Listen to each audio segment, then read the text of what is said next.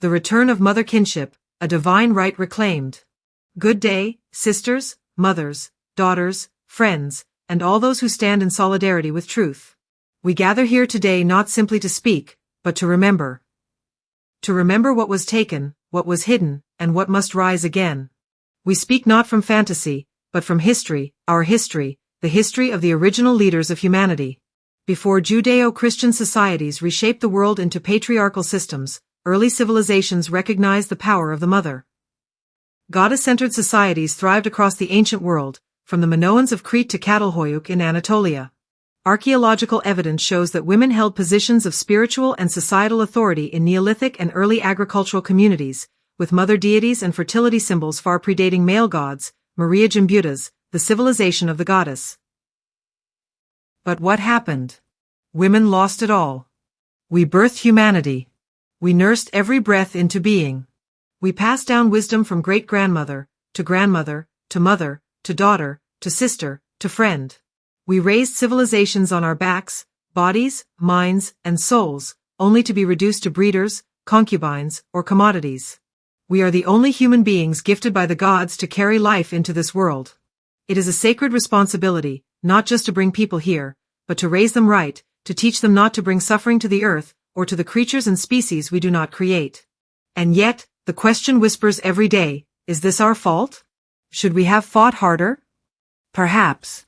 But what we cannot deny is this: for over 6,000 years, men have dominated the earth and our positions. Since the rise of patriarchal empires, from Babylon to Rome, to industrial Europe, men seized control over birth, body, and bloodline. Women, who are the natural population governors by divine birthright, were stripped of that power for profit. The female body was turned into industry, laborer, caretaker, trophy, and reproductive tool. And what was man's role in this sacred balance? We had once hoped he would protect us, build with us. Machines now serve those needs. But instead, many men abandoned family for war, crime, lust, greed, and conquest. According to UN Women, women still do 3 times more unpaid caregiving labor globally than men. And yet, we asked for so little in return. Just, don't hurt my family. But they couldn't even hold that promise.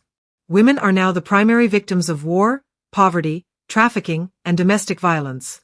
Each year, over 50,000 women are killed worldwide by intimate partners or family members. WHO, 2021.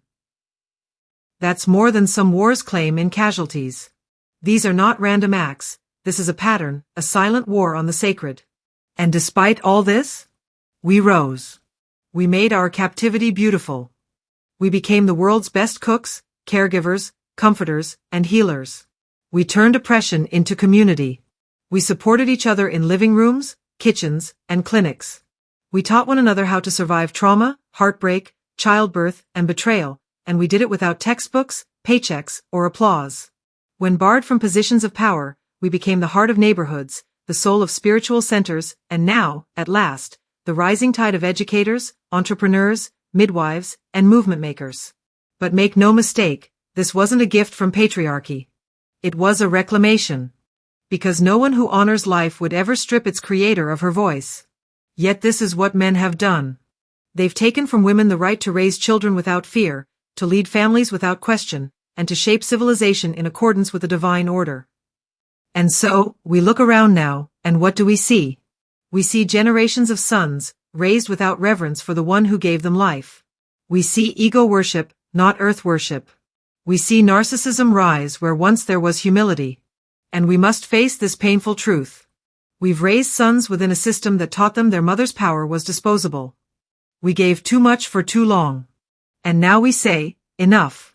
Giving birth is not just a biological event, it is a spiritual coronation. It is a God-given sign of leadership. Northwestman can place himself above it, nor can any empire survive that forgets it. So here is our peaceful resolution. Women are leaving the male system. We are building our own. A system rooted in mother-kinship and sister-kinship. A system where leadership comes from love, protection, community, and divine stewardship of life, not greed, violence, or domination. To the men who wish to come with us, you are welcome, but only if you are willing to follow women's leadership, honor our birthright, and support peace. To those who resist, build your own system, away from ours. And to those who would try again to overthrow the sacred feminine, know this, you will answer not just to women, but to the gods themselves. We will rise again, not with vengeance, but with vision. Peace in Mother Kinships and Sister Kinships.